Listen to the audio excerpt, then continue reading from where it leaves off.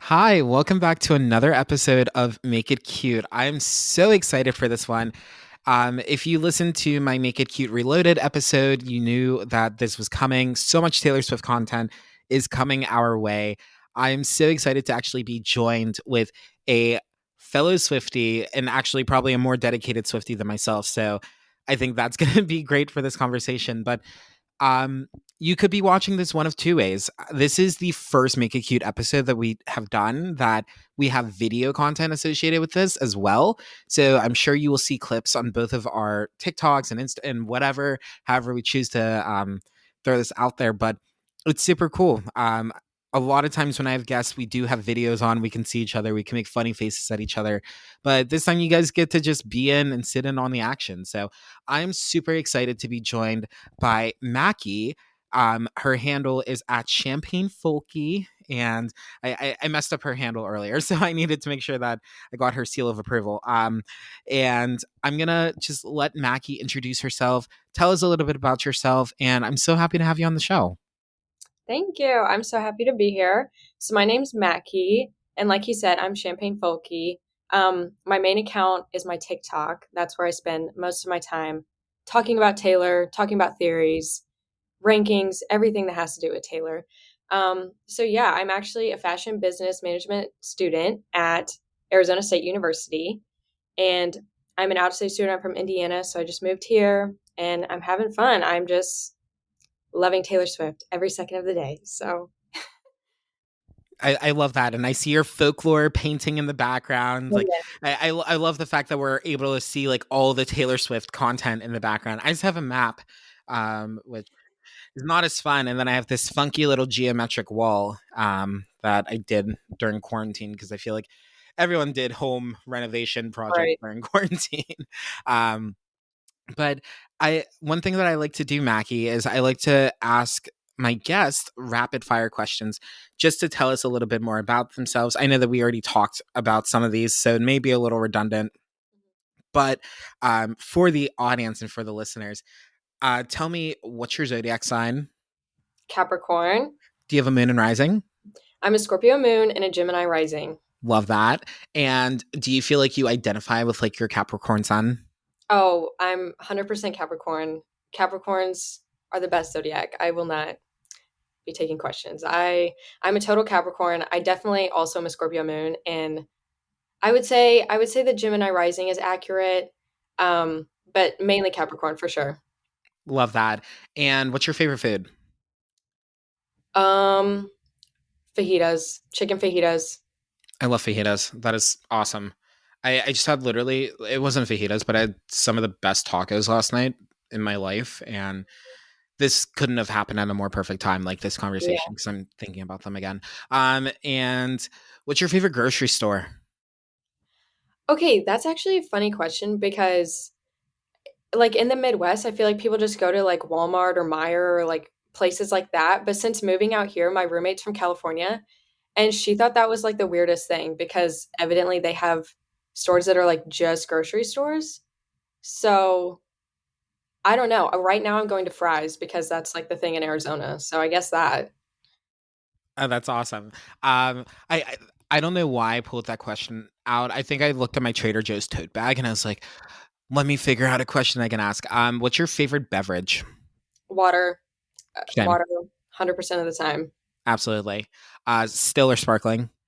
Still. Agreed. And what's your favorite Taylor Swift era? This is hard. Okay, I think I have to say folklore because that's like the era that I became like super into like content and like being so involved in the Swiftie community. But other than that, I'd probably say rep era. So iconic. Absolutely. Um, what is your favorite Taylor Swift moment? It could be a video, it could be an interview, it could be a lyric in a song, just overall. Oh my gosh. That's so hard. Um I feel like okay, Cardigan, the music video is one of like my favorite Taylor Swift things ever. Like I just the night that that released, I watched it first before listening to the album, and I just sobbed like so hard. I had to keep restarting the video because I couldn't even see what she just looked like so angelic. Um, but she has so many interview moments that are just like so iconic. Like the one that was trending on TikTok that was like talking about Mercury being in retrograde, and she's like, I mean, she just has the most iconic like one-liners. She's so funny, but yeah. Absolutely. And what's your favorite piece of Taylor Swift bonus content? Ooh, okay. I'd say all of her cat content. Anything that has to do with her cats, Olivia, Meredith, and Benji. Anything that has to do with them, I love because I'm a big cat person too. So I love that. I love that too. And finally, and then I'm gonna give some of my Taylor Swift related answers too. But are your favorite, maybe top three Taylor Swift songs? Okay, my number. Okay, I'm actually gonna do four. Okay, so my fourth is "Long Live" because that's just like the song for the fans, and it's like it makes me so emotional every time it comes on, and it's also become like a song that I like relate to my best friend too. And then my third is "This Is Me Trying." I'm I just love that song more than anything. And then "All Too Well," classic, love "All Too Well." And then "Champagne Problems," hint Champagne Folky. I love Champagne Problems so much. What do you feel like you love about it that like it's your favorite? Like I'm curious. I just want to delve a little bit into that. It's actually kind of relatable. Kind of a lot relatable. Obviously not like the marriage aspect. But like the whole like relationship aspect, I find it really relatable. And like the first time I listened to Evermore, I was sitting with my mom and I always watch the lyric videos because they're just so beautiful, especially for Folklore and Evermore. And I was like, "Mom, I think this is my favorite Taylor Swift song." And since then, it has to be my number one. I love that. I love that. So I guess I put you on the spot, so I have to put myself slightly on the spot. I can't remember every question that I asked you because I don't write things down. I kind of just like let the brain flow. But one of my favorite pieces of Taylor Swift bonus content, I would say, is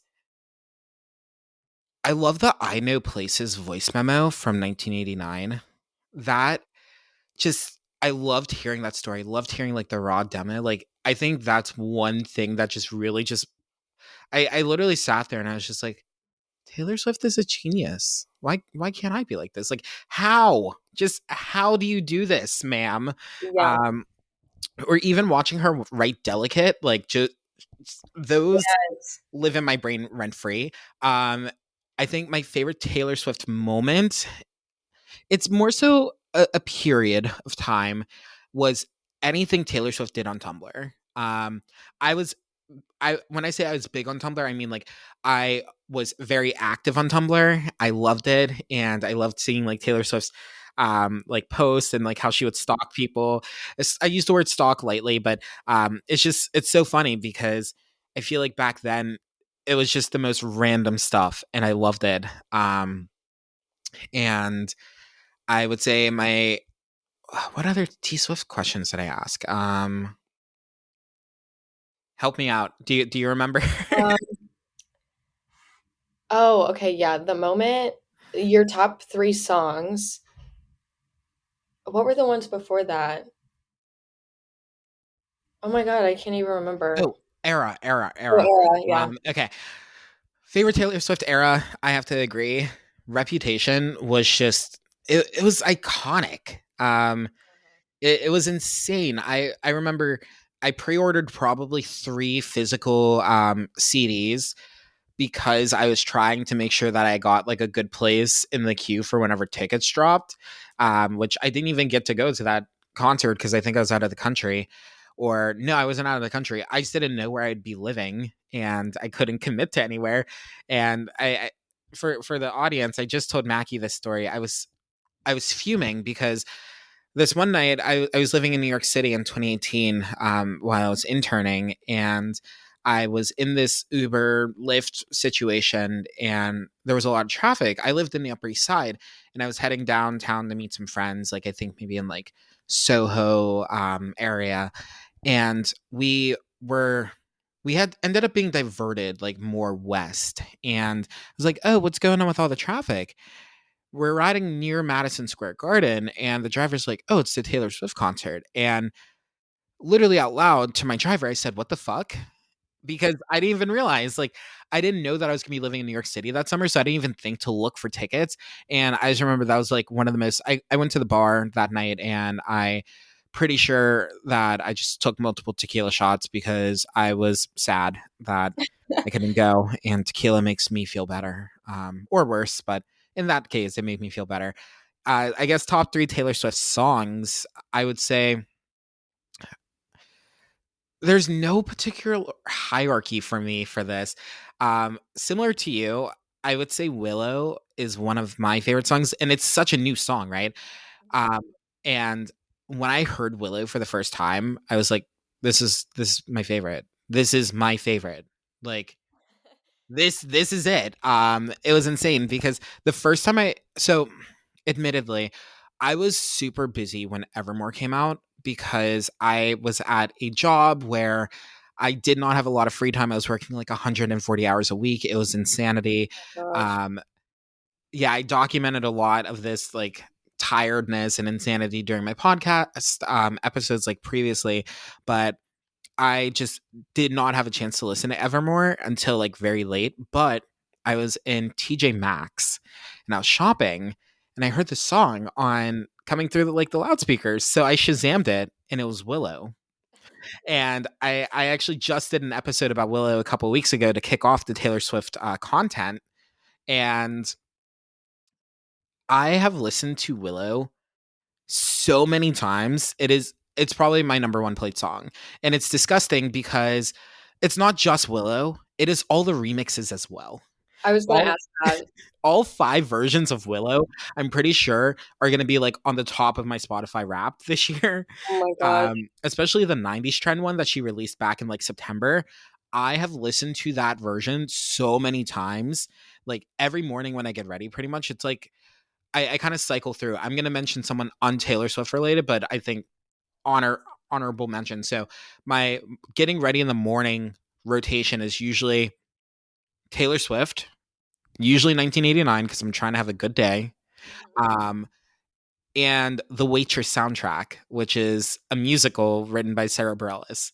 Those are my rotation for getting ready in the morning, admittedly. But Willow, probably, I would say, is number one for me. Similar to you, All Too Well, number two. All Too Well is just, I get such nostalgia when I hear it. And I feel like every Taylor Swift song kind of, it makes you feel like a visual reaction to that. Like I can imagine myself in a situation, whether it's a memory or even if it's like a music video in the way that Taylor interprets the song. But I always have a visual associated with every song that I listen to. Yeah. And I just think that it really brings it out of you. And then I would say my third favorite T Swift song is, oh my gosh, there's so many. I would say this is so stupid, and I'm such a hopeless romantic with this one, but I love Paper Rings. That song That one. automatically brings the biggest smile to my face. I'm smiling thinking about it. You guys can see this, so My sister, she loves that song and she'd always play it for my nephew. He's like 4 now, but especially when he was like 3. And so whenever I go there, he'd be like, "Mama, play Paper Rings by Taylor Swift." And it's just the cutest thing. I love that. And honestly, I love the Lover album. I feel like it's low. I don't think it's slept on per se, but I feel like it's a little forgotten at times whenever we're talking like T Swift. And one thing that I always do, and my friends hate me for this, is one of my favorite bakeries in New York City is in Greenwich Village. And it's on Bleecker Street. The street that I usually walk to get to Bleecker Street is Cornelia Street. Oh, So I always take a picture of the sign and I always send it to my Swiftie friends. And I'm I like, love it. I'm here. So I feel like, yeah, I agree that era, like, it's definitely, like, not as talked about, and I feel like a lot of that is because the era was just cut short where we didn't get like, we got a lot of content and, like, promo for that era and performances, but then we didn't get, the tour and Loverfest and everything, and I definitely think we were supposed to get a Cruel Summer music video, and then we didn't get it because it just wouldn't have worked out. And so I feel like it would have been such a bigger deal, but it got cut short. But then we It got full for. it, So it, it did. And I think out of the content that we've gotten for each era, I wasn't I wasn't as in love with that content because like I felt like as much as me went super commercial super quickly, Mhm. and um same with like You Need to Calm Down, both very solid songs, both very solid pieces of content, but I would have loved a Cruel Summer music video. Cruel Summer Yeah, was my most listened to song off of that album, admittedly. Paper Rings is the one that makes me the happiest, but I don't always want to be happy. Oh, I exactly. sound like Dixie D'Amelio.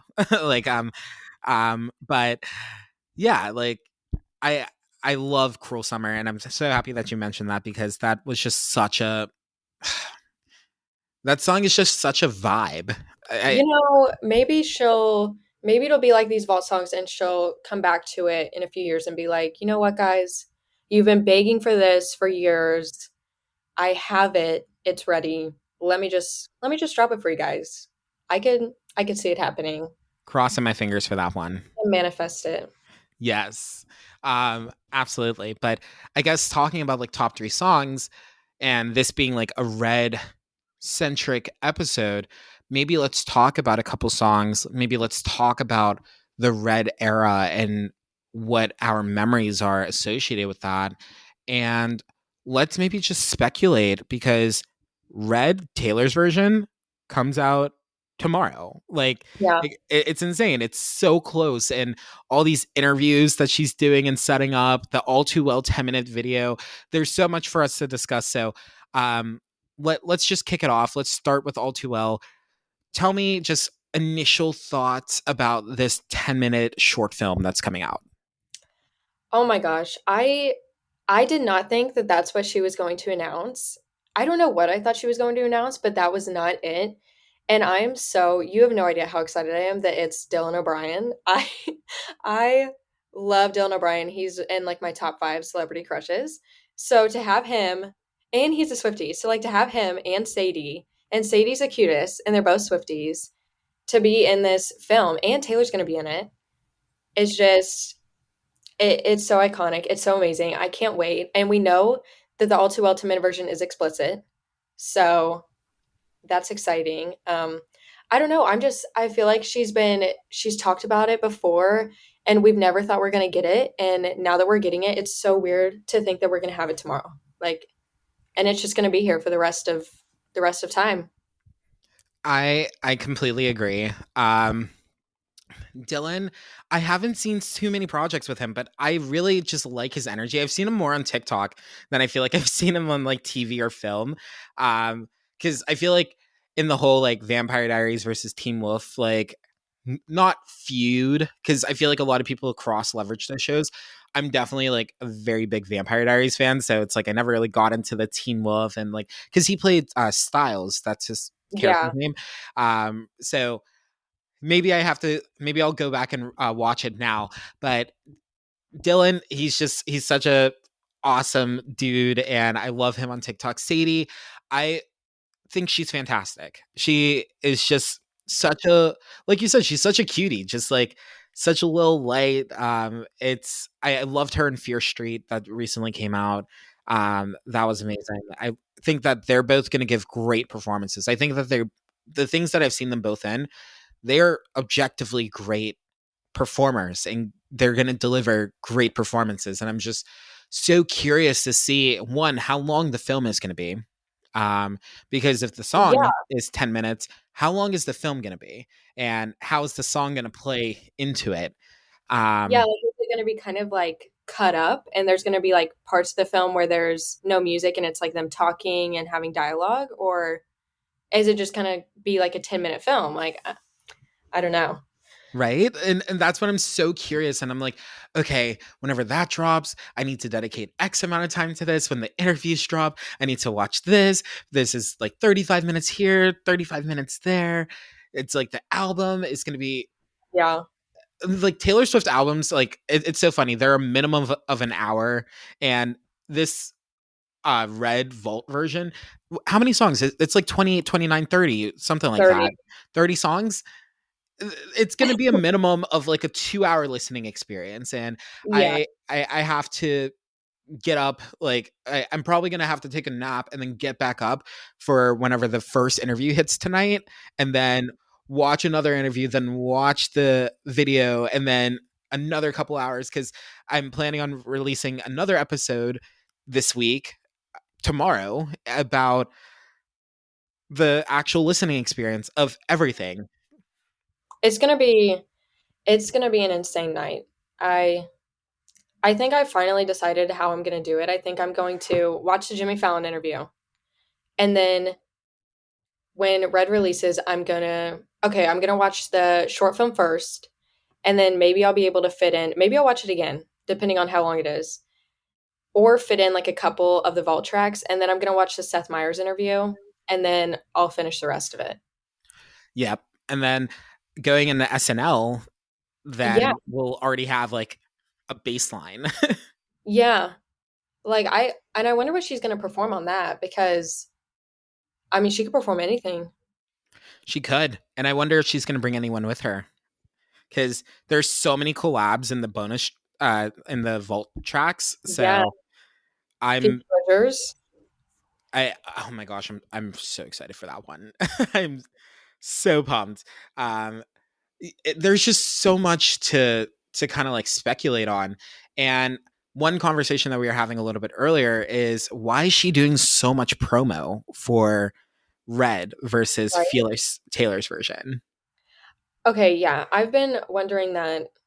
Yeah, because it is so much more promo than with Fearless. And I don't know, the Good Morning America things, like she went on Good Morning America a couple times for Fearless, but she didn't do any of I mean, she went on no, that was it. She just did like Good Morning America. Like she didn't go on any talk shows or anything really. So for her to be going on Jimmy Fallon, Seth Meyers, and SNL, all for Red, and doing the short film is just it's crazy to me. So I wonder maybe if on SNL or like one of them she could perform something from Evermore for like the Grammy campaign.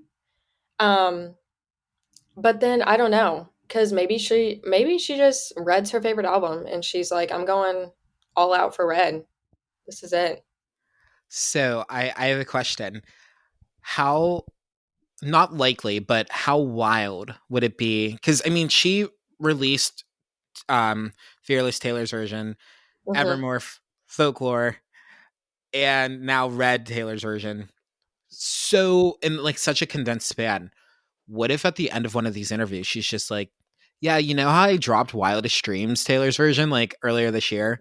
1989 is coming." Like, what if she's I could announcing like see her doing another that. era to like kind of just keep this Red hype like and propel into the next one? I could totally see her doing that. I could because that's what is so funny. Like everyone's been talking about how like our listening nights are so special to us. So for Taylor to interrupt our listening night to be on like an interview that she know we'd want to watch, I feel like she has to be announcing something. Like something big has to be coming besides just Red promo. So I definitely think she could announce 1989 because also I think maybe 1989 was supposed to be released in the summer, but then she's having that whole like legal battle issue with Shake It Off Right. that's going on. So maybe she had to postpone it. So I could see her being like 1989 because she did. It was like 5 months. She announced Red Taylor's version 5 months before it was released. So maybe she's going to do the same thing with 1989 and we have to wait until like the spring, but still, it'd be Yeah. so exciting. Or even something like we were talking about. I what I think this is more so my hope, not the reality, but I am just hoping that she just drops the fact that she's touring like next Mhm. year or the year after. That nothing would bring me greater joy than to just have something to look forward to, because it's like concerts are back. There are so many artists that are performing, and there's so many artists that have are coming off of like postponing things because, for example, like with Loverfest, that was not really a lot of like venues. And Lady Gaga also did something similar, and I'm going to her show next year where she only Mhm. had like 6 shows in America. Um, Yeah. so I'm hoping for a good old fashioned stadium tour where she just Yeah. hits all these cities, and there's so many opportunities to see her. Like, we have so much that we haven't been able to see yet. Um, Yeah. just because of the pandemic and just Yeah. I have no idea how a tour would even work. Like, I don't even like what would it be called? Like, because people have talked, okay, maybe it'd be if she waits until all the re-recordings are done, it could be like a Taylor's greatest hits tour. But then if she still wants to do it now, it could be like the folk lover more thing. I don't know. I feel like there's so many options and like in my head, I can't even process how a tour would work with all the content she's given us in like the last 2 years now. But I know that whatever she picks, like somehow she'll make it perfect and make it all make sense. So I'm just excited for whatever she does. But no, crossing my fingers for that. yeah, absolutely. I I completely agree. It's just there's so much, and the thing is, you never know what to expect with her. Mhm. It's so hard because even whenever she dropped, like, kind of going back to like 1989, when she dropped the Wildest Dreams Taylor's version, there was a glitch in that video on TikTok, and everyone's like, "What's the glitch? What? Why Yeah. is there that glitch?" And then people were speculating because allegedly there was supposed to be people are speculating that there was an era that we're missing that was supposed Oh to be in yeah. between Red and 1989. um that 1989 wasn't supposed to be that pivot era, that there was supposed to be something else in Yeah. between. And the So same with, like 1989 and Reputation, there was something supposed to be like between that one too. right. So I don't know. And it's like, okay, well, maybe then like some of the vault tracks for those like will end up being put because didn't like, isn't it? She said at some point that she wrote like over 100 songs for 1989 or like in that era that like she wrote that many songs. So Yeah, the vault tracks for 1989 are going to be insane. Honestly, I think I'm most excited for 1989 vault tracks because I don't even know what to expect. Like it's going to be wild. same here. I'm so excited. 1989, we were just talking before the show, but 1989, my favorite era probably is Reputation, just because of the visual, the meaning behind it. Like, there was so much that we received during Reputation, but 1989 has so much nostalgia for me because that was the first Taylor Swift album I physically went and bought.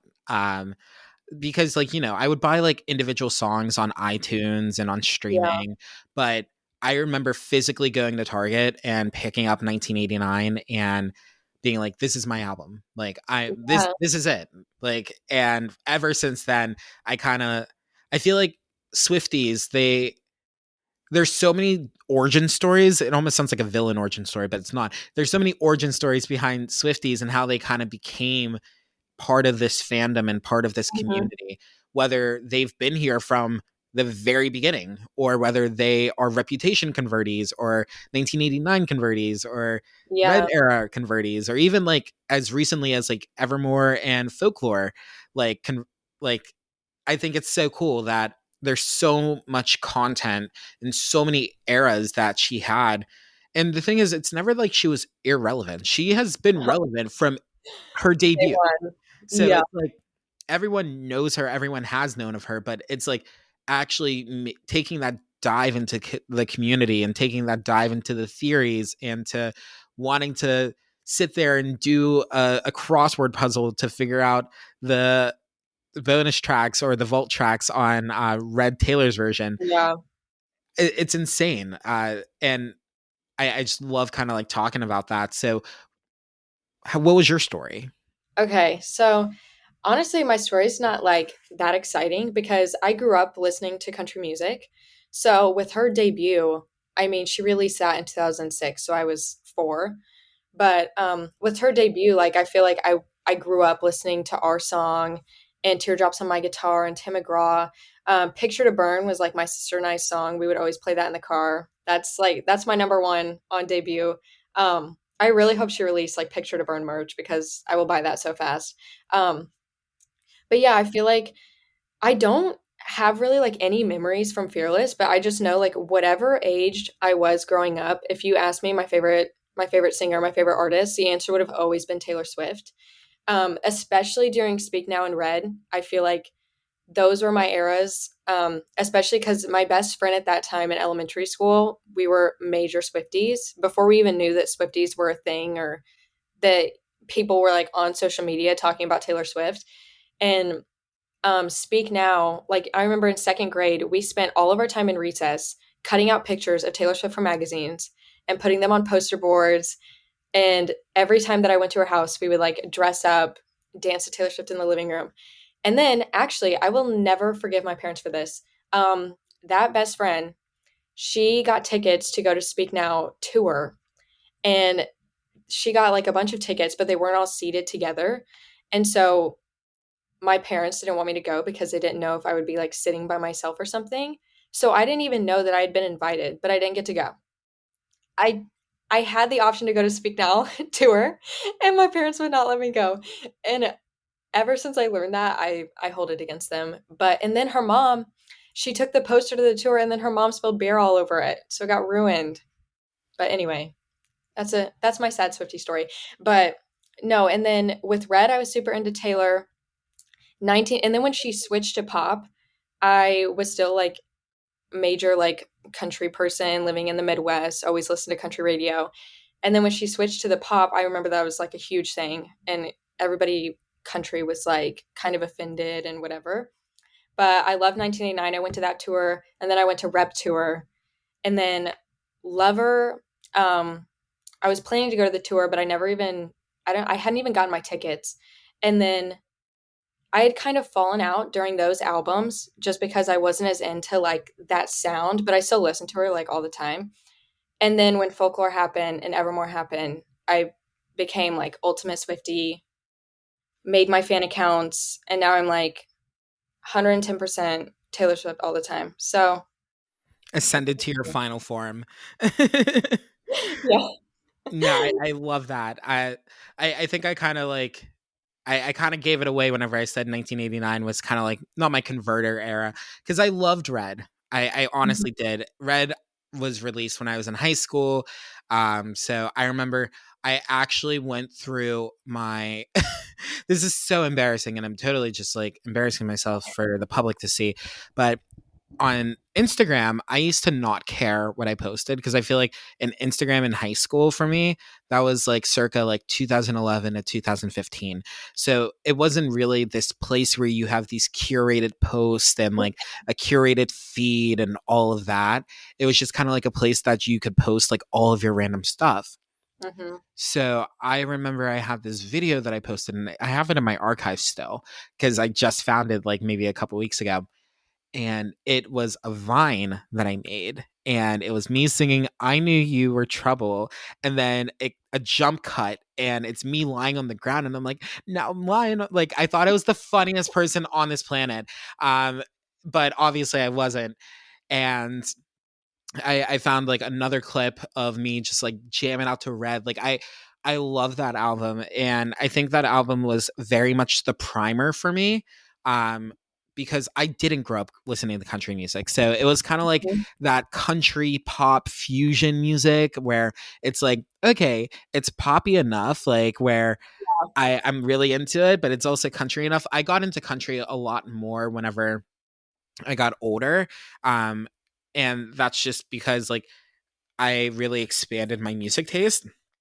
But I think Red was kind of the primer, and then 1989 was kind of like the nail in the coffin. That was like, yeah, this is your time. And then Yeah. I got really into like the fan theories um, during Reputation, and like I was watching all the fan videos, and this was pre TikTok, right? So, or Yeah. maybe TikTok was a thing, but it wasn't like big. It might have still been Musically at that time. Yeah. Um, but I remember I was on YouTube and Tumblr and Instagram just watching all these fan theories, reading all these fan theories. And just, you know, I would go into class and I'm pretty sure my friends hated me during Reputation era because literally Taylor Swift was my number one listened to artist that year. And it was literally just the Reputation soundtrack. Like my top like 20 in Spotify that year, whenever they gave the Spotify rap, was that entire album. And I remember when Look What You Made Me Do, the music video came out, I was just like, yeah, this Taylor Swift represents this era. And this Taylor Swift is going to be in this video. And that's ready for it, Taylor Swift. And that's, representing her Speak Now era. And my friends hated me because my friends aren't really Swifties. And I was obsessed. I was like the equivalent of Katie Herring with Regina George. Like I Mhm. was that level of obsessed, like with the theories. It's like, so I feel like definitely 1989, that is my origin story, but Red, and that's why I was so excited to talk about this album, was definitely the primer. Mhm. I feel like it took me so long, like, honestly, to get to, like, 2020 with, like, folklore to even realize that, like I always called myself a Swiftie, but, like, being a Swiftie and, like, active on, like, Swiftie, like, social media is, like, a whole 'nother that's, like, a whole 'nother thing, you know? It's like, I'm not just, like, listening to the album and, like, whatever and, like, have Taylor Swift merch. It's like being like having a Swiftie like Twitter or TikTok and just constantly like seeing people talking about Taylor, it's it's just so crazy. And I'm like, I don't know what I was doing before this. Like, Right? it's wild. It's so crazy, and honestly, I I'm not as in deep on Swift Talk as I could be because my main account, it's like food and like drinks, and that's where a lot of my mutuals are. But I love whenever on my like personal spam account, I get super deep into Swift Talk, and there will Mhm. be times, especially like right now, it's just theories, theories upon theories upon theories upon speculation upon theories, and I'm loving it. And Yeah. also, I feel like the listeners need to know this because this is awesome. So to the audience, I was scrolling on TikTok, and obviously I follow Taylor Swift on every social media. So she posted a video for the All Too Well 10-minute clip Mhm. teaser. And I open up the comment section, and guess who is at the top of that comment section for me? I mean, it's because we're friends on TikTok, but also it was like when I saw it, it was at like 43,000 likes. So Yeah. how do you feel about the fact that Taylor Swift probably knows that you exist? That's it's like it's too much to even think about. I got there early in the comments. So, like I was telling you earlier, I got there early in the comments. So then people like gradually saw it as it got more views. And so I got more likes. But to know that, like, if she just opens up her comments, mine's at the top is crazy. And so many of my Swiftie mutuals, ever since she got on TikTok, have gotten like likes and notices and comments and everything, which has been so exciting to see everybody's reactions to Taylor noticing them and like saying like, "Oh, like you're gorgeous. Like I love this. Thank you so much." It's the cutest thing. So I'm waiting for mine. And then after that happens, I can just my life is complete, really. Like I need nothing more in life besides what Taylor noticing me. what if this is setting up like you're like, who knows, maybe in a couple of years I'll have you back on, and then you're like, yeah, so remember how right before Red Taylor's version dropped and I got that like comment on that video that had like all these likes? Mhm. That actually ended up having Taylor see my page, and then I got invited to a secret session. Stop. It's funny because when I first started my TikTok, like one of my first videos, it was so dramatic. It was like I literally been on TikTok for like a month or 2 months or something. And I was like trying to make some content, like raking videos and everything. And I think that was before I did like the Woodvale theories and then started getting attention and getting more followers. And I posted this it was I don't even know what sound it was. I think it might have been All Too Well. I can't remember. Maybe it was like a folklore song. And it was like this whole paragraph about like when you want to be a Swiftie account and you want to get noticed by Taylor so you can get invited to a secret session and all this. It was so dramatic. I was so dramatic about it. But the thought of actually doing that because TikTok is like Swift Talk is a whole nother side that is like brand new. Like all these other secret sessions, it's been like Tumblr and Instagram and Twitter. And so to think about it being Swift Talk Swifties is so exciting. To even like go to a secret session and like have some of them be there and like get to meet them in real life it'd be so iconic. And Taylor, obviously, but that would be so cool. I mean, who knows? Funny thing is, my esthetician has actually been to a secret session, and it's Oh my God. it's so crazy because like I feel like that was almost her origin story into becoming even a bigger Swiftie because I think I forgot what she told me the story, and I'm gonna try not to butcher it too much.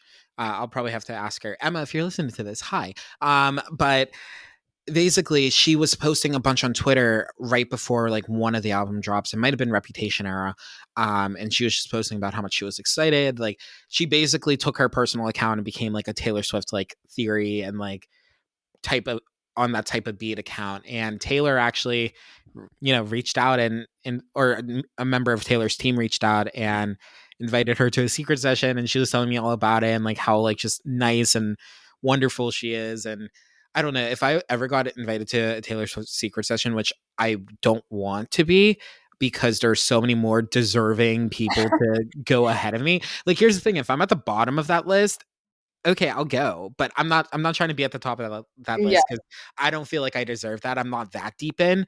But in the event, like let's say a parallel universe, I got invited, I would 100% just make those chai cookies that she posted on Tumblr, and I would just be like, "Hi," like I don't even know like how you even react during those, like No, just I have no idea. I have no idea how people like can even function at them.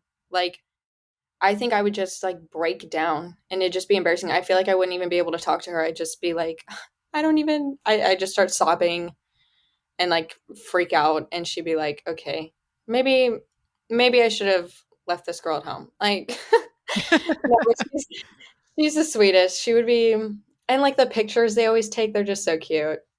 right.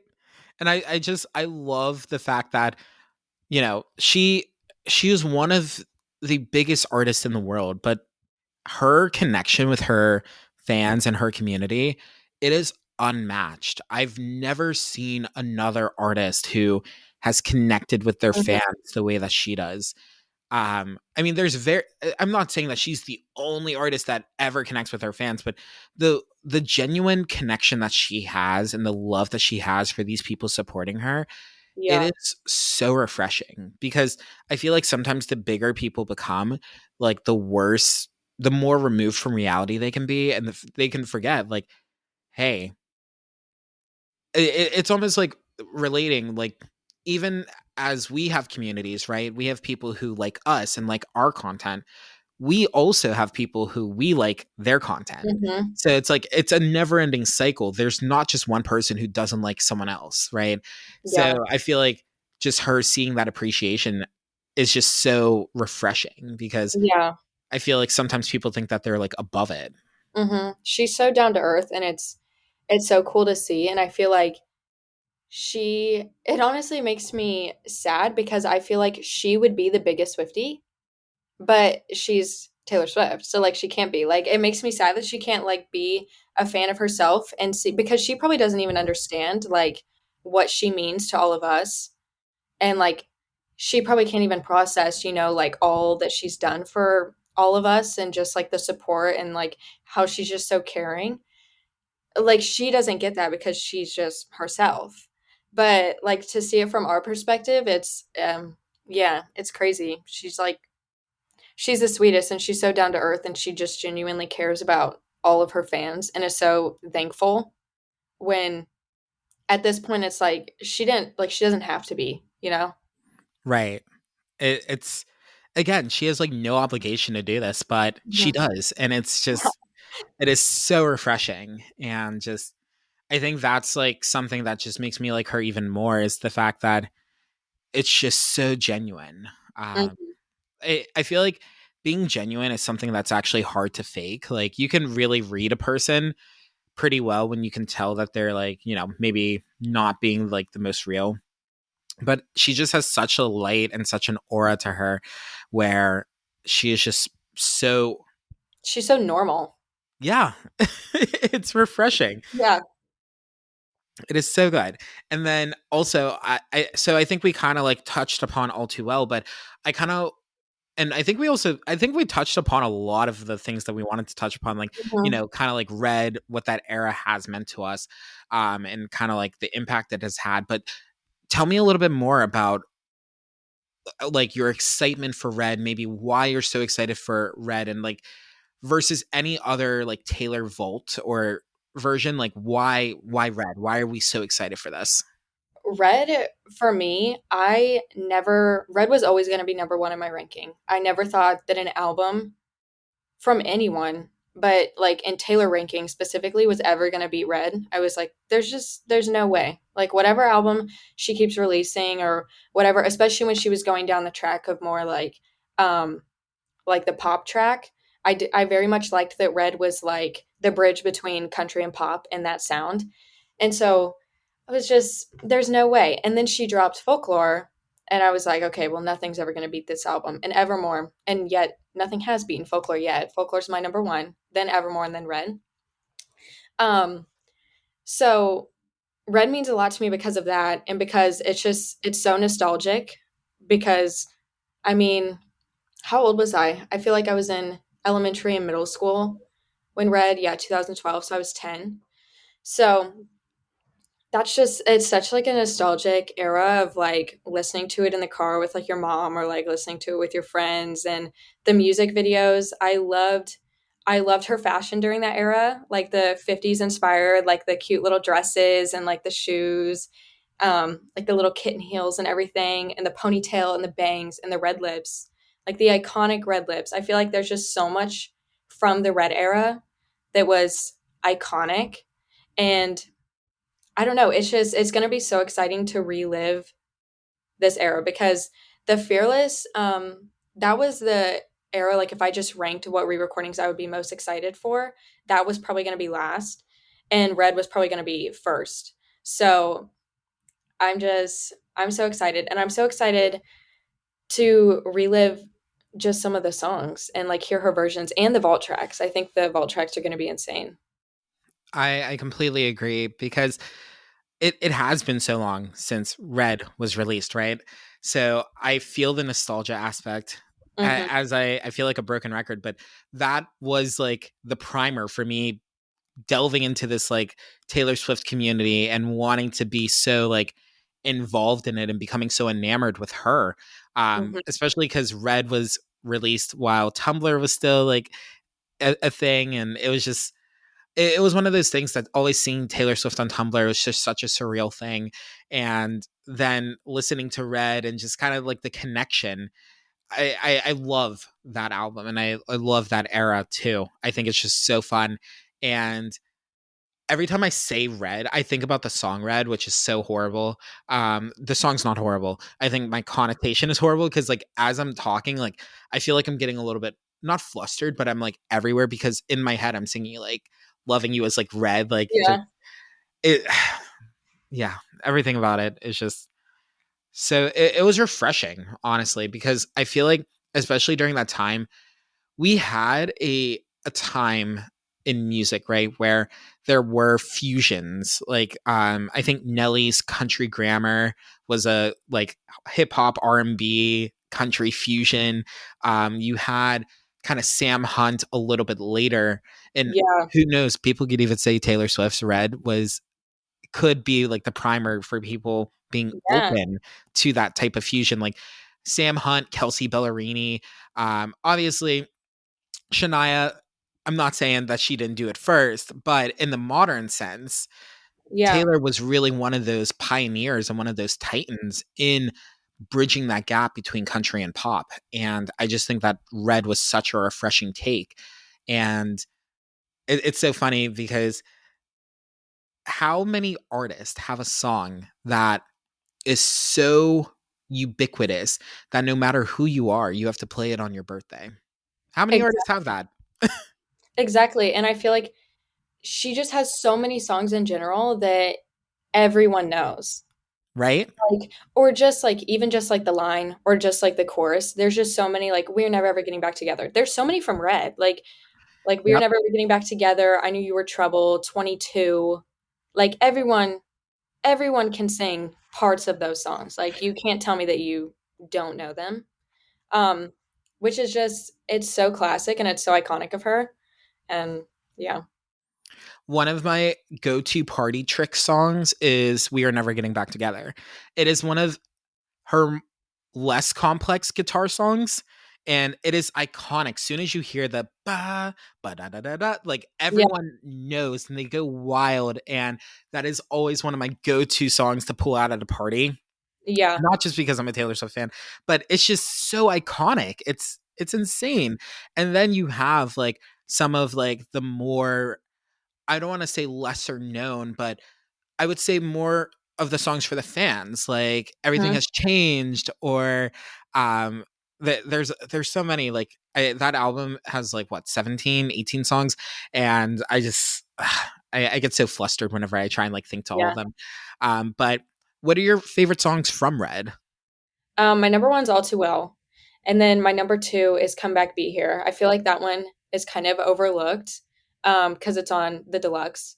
But I'm really excited for that one. And then my third and fourth Taylor like favorites on these are some of her most like underrated songs in general. I feel like, and I know people hate that term, like underrated, whatever. Um, but The Last Time is my third favorite song on Red. And I just adore that song. It's featuring Gary Lightbody from Snow Patrol, which I don't really listen to much of them. Um, Right. but I'm really excited to hear the re-recorded version. And I think that it's so funny because so many people love Exile, and I feel like Exile and The Last Time go hand in hand. Like I feel like you can't love one without loving the other. Like the whole, like guy and girl singing back and forth to each other, and then like at the bridge it starts like overlapping and them like not understanding each other, and it's like an argument in a song. And immediately when I heard Exile, I thought of The Last Time. So I love that. And there's actually, I was looking up The Last Time before um we started doing this because I wanted to see if like there was any like background info. And I saw this theory on like wiki fandom or something that it's actually a song she wrote about a pizza delivery guy. I read that too right before we hopped on here. I was like, this is insane. I love this. Yes, and how he like kept like not showing up or whatever. And so she was writing with like them and was trying to make it about a relationship and things. And of course other people think it's about Jake Gyllenhaal. But I thought that theory was just so funny. I read the same exact theory earlier today, and I was just like, that is insane in the best way possible. Because I the page the title of the article, I actually have it in front of me. It's The Truth Behind the Last Time, a Taylor Swift fan theory. And it was talking about the pizza delivery guy, and I was just like, this is insane. It makes sense, but it is also insane. Like It's so funny. People, the theories are crazy. But then my fourth favorite is The Lucky One, which I think is slept on. And I think that especially hearing it now is going to be crazy because she basically did like what she was writing about in that song, because the whole song's about like there's theories that she wrote it about Joni Mitchell, I think it was, that she's writing about someone that like grew up kind of like in the music industry, or like they gradually like got more and more famous, and then like over time they're realizing like some of the lyrics are like news ends up splashed on the front page or whatever. right. Like you have all these people coming at you from all these different directions, and like you think it's all like everyone tells you that you're the lucky one, like you're famous, all this stuff, and you're like the shiny new toy in the music industry. And then gradually you realize that like I'm not the lucky one, you're the lucky one for not having to be like in this limelight. And so she's writing about how like Joni Mitchell like escaped and started just kind of living for herself and doing less of like all the PR stuff that you're supposed to do, and just doing the things that were more healthy for her. And Taylor was writing that like right before her like biggest, most like famous era of like 1989. And then right after 1989, like when all this stuff happened and she went into like hiding for a year, and now she's doing exactly like what she wrote about in this song of just like doing her own thing and like making it healthy for her while still providing so much content for us with Folklore and Evermore, but she's doing it in a way that it doesn't make her feel like she is this like as in the limelight and like not facing all the criticism that she used to face so much and like so heavily. I agree. And that is I honestly I love the passion behind like your reasons for loving these songs. It's honestly refreshing because I feel like there's not many songs and not many artists that people I feel like when you aren't in a community, right, and you are talking to someone about music in general, it's so easy just to say, "Oh yeah, what's your favorite song? Why do you like it?" And it's like, Mhm. "Okay, this is my favorite song." Like, admittedly, my favorite song of all time is not a Taylor Swift song. I love Taylor Swift, but it's just a song that has so much more nostalgia for me. I'm not Mhm. gonna I've talked about it on the podcast, but it's a song from the 80s. And but it's like when I say it, it's like sometimes people haven't heard of it. Some people haven't like may not know why, like and why it's important to me. But when you're talking about something where, it's a community within the community, an artist or not an artist, an album or a song, it's so refreshing just to see the passion behind like why you like it and like why it's your favorite and kind of like the meaning that it has to you and the way Yeah. that you have been able to interpret it. I think that's why I'm like so thankful for joining like Swift Talk and doing all this because I've like I've spent my whole life like being a huge Swiftie and having friends like gradually over the years that are big Taylor Swift fans or Swifties with me or that I can explain Taylor Swift to and they'll be like supportive but they don't really get it, like it takes Right. someone being like in it, like in the community and to really get it. Like not everyone's going to understand. Um which is why it's I don't know, it's so cool to do that. Like um my best friend from home, she's not a Swiftie, but like with Folklore, like gradually I've like turned her kind of into like a Swiftie. And she wrote me for my grad party, she gave me this journal and she went through like each of Taylor's albums and picked out songs and then wrote the memories down like with those songs and how they relate to our friendship.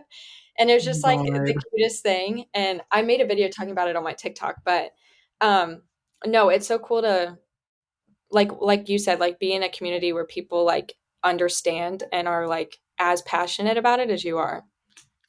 Absolutely. Oh my God. And that is so freaking cute.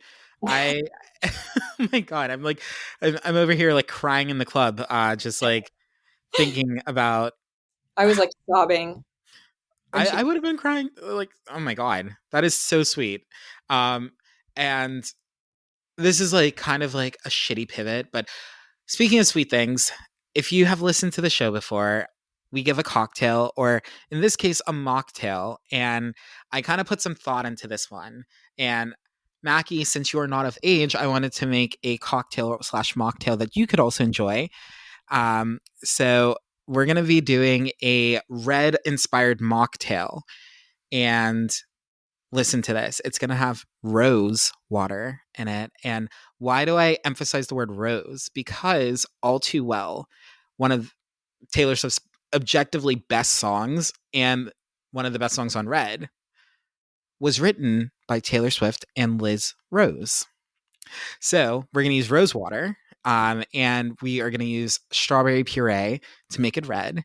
And we are going to blend it just so then it's freaking delicious. So what we're going to do is we're going to get some strawberry puree. You're going to get about 3 ounces of strawberry puree, add that to a blender, add a handful of ice, maybe not a handful, use a scoop. We don't want hand flavored ice. And then you're going to add in an ounce of rose water. Then you're going to give that a blend. You're going to stick it in your favorite wine glass because you are not drinking alcohol, but you want to feel fancy. And that's your red mocktail. So if you end up trying that, let me know. But I needed to make sure I kind of sprinkled a little bit of red cocktail making into this. But back to kind of Taylor Swift.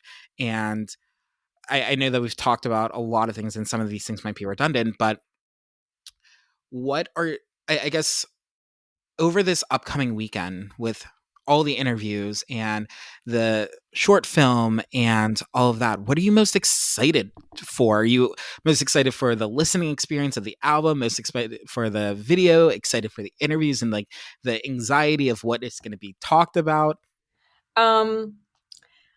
Honestly, this might be kind of weird, but I'm most excited for the lyric videos. I I stan the lyric videos. Every lyric video she makes is like so aesthetically pleasing, and I think the ones for Red are going to be adorable, especially for like the vault tracks to see those. And I'm so excited for the vault tracks because a lot of them are long. Like there's one that's over 6 minutes. Um obviously 10-minute version all too well, and then there's a lot of them that are like 4. I think there might even be one that's like over 5. So I'm super excited for that, but then just to see her like in the interviews and like talking about Red, it's going to be really exciting. I completely agree. I'm super excited for the Fallon interview. I feel like they have such a great dynamic together. So I think that's going to be just such a, and also it's before the album release. So I'm Yeah. curious just how tonight they're going to just talk and their banter and going from that into the album. Like, is it going to just change my listening experience that if I hadn't watched it? Mhm. Um, like, is there anything that I'm gonna have to look out for? Is she going to perform a song Yeah. from the album? Like, Yeah. what is gonna happen during this? And I think that's what I'm so excited for because I think that the listening experience is gonna we have an idea of what it looks like, right? I remember whenever Folklore came out, I had like a decent following on TikTok. I would say maybe I was around like 30, 40,000 followers on TikTok at the time. And I remember I used to go live a lot during that time. And that's the only reason I remember how many followers I had. And I did a Folklore listening party. So I went live around like 11:45 the night before Folklore came out. And I listened to like the album on live with my followers and we had like a conversation in the live chat. And I remember that was just such a fun time and such a fun thing to Yeah. do.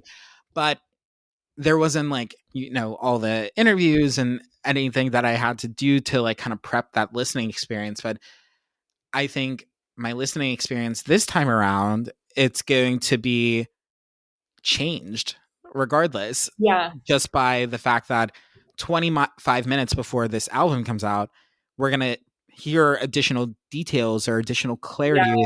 Clues or Yeah, and it's going to be weird too because like no matter what way you do it, if you get on social media like at all during it, you're going to see like some spoilers, because it's like, oh, if you don't watch the it's like I'm going to try to just stay off Twitter because if because everyone's listening to it a different way. And I don't right. want to like spoil the experience. And I was talking to one of my best friends yesterday because I have a very like it's not even that dramatic, but it's like I have a specific way that I like have to listen to her when she releases new music. And it's like I just need to sit in the dark with like my headphones in and watch the lyric videos. Like, but this is gonna be different, obviously. But since I'm now like living with a roommate, I was like, we're really close where I'm like, I'm gonna have to write her clear directions. Like, you have to lay in bed, make no noise. You can't ask me questions. Like, you can't. I just need to like be in complete silence and process this. So that'll be. I won't be like that dramatic about it, but it'll be really funny. Oh my gosh, I love that. That is so fun. I think for me, like listening to listening to Reputation, I was very similar to that because also we had I think 4 singles from Reputation before it came out. So we had a good amount of Yeah, the album already like in our hands. But I think my listening experience with any album it changes. So I think to use a relevant artist to still within the Taylor Swift like realm, Olivia Rodrigo when her Sour album came out, um, admittedly when I listened to it, I listened to the album front to back, but I mm-hmm. skipped Driver's License. I'm not even gonna lie, Me because too.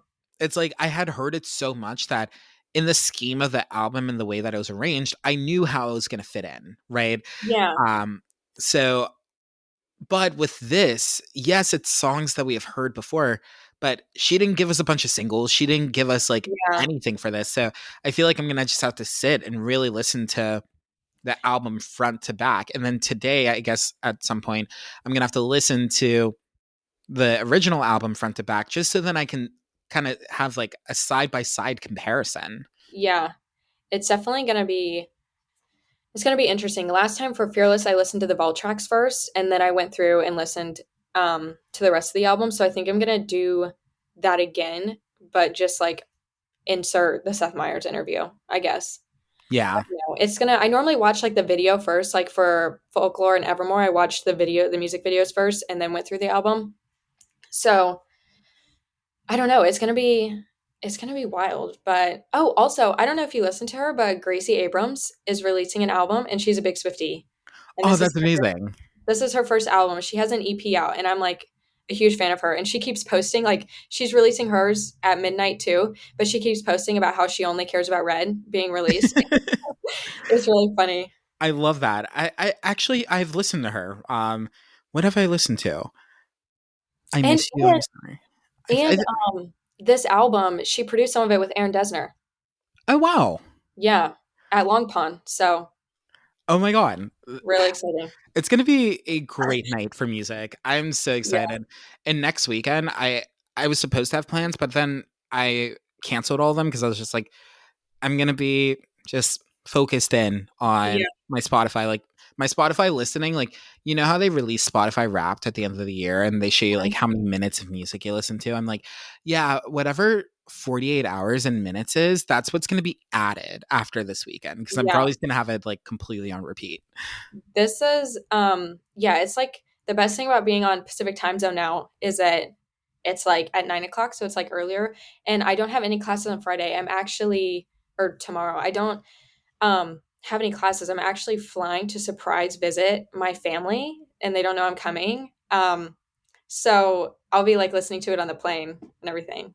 Oh, that is amazing. That couldn't have worked out better. I know. So I'm excited for that. It'll be fun.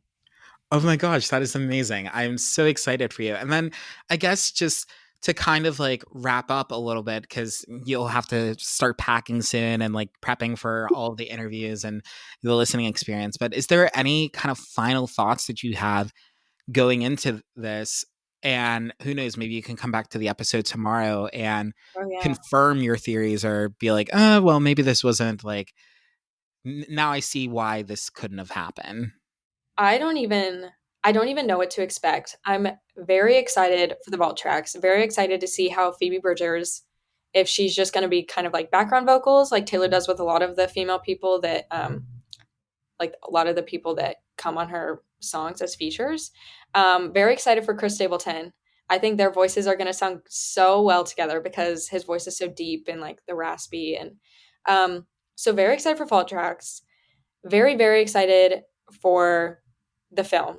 Dylan O'Brien and Sadie Sink, the fact that she made them the same age gap that her and Jake Gyllenhaal, iconic, perfection.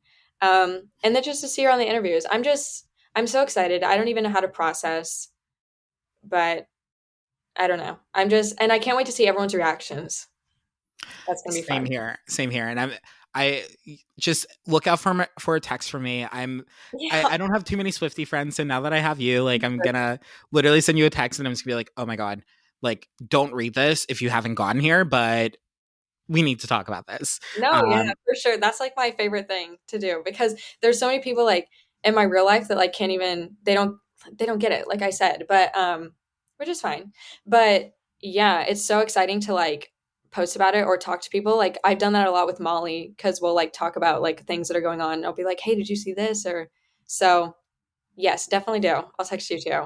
Amazing, amazing. And just so the audience can follow up with you and follow up with all of your future success and current success, do you have any handles that you want to drop? Anything you want to plug? Any Um, kind of like closing remarks to them? okay, yes. All of my handles, I have Twitter, Instagram, and TikTok. I'm most active on TikTok. I spend a lot of time retweeting and liking on Twitter and Instagram.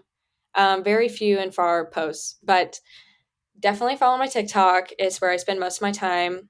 I'll probably go on live soon to talk about everything that's going on. And yeah, that's where if you like theories, if you like rankings, if you like anything that involves Taylor Swift or Olivia, I post about Olivia too. So follow me there. Amazing. Do you want to plug that handle again? Oh, Champagne Folky. Perfect. And it's Folky IE, right? Yes. Amazing.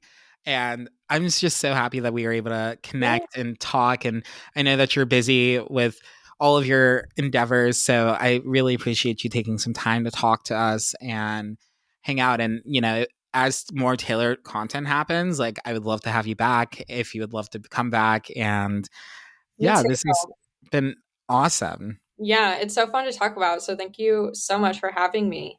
Yes, of course. And to the audience, if you love Mackie, go follow her everywhere at Champagne Folky. And also, our handles, but I'm just going to plug them once again. If you have anything that you want to talk to us about, we are at Make It Cute Pod on Instagram and TikTok. My personal handle is at Mileski on Instagram, Mileski2 on TikTok. And if you are feeling really formal, you can email us at makeitcutepod@gmail.com. Oh, also Make It Cute Pod now has a Reddit. Just shameless little plug.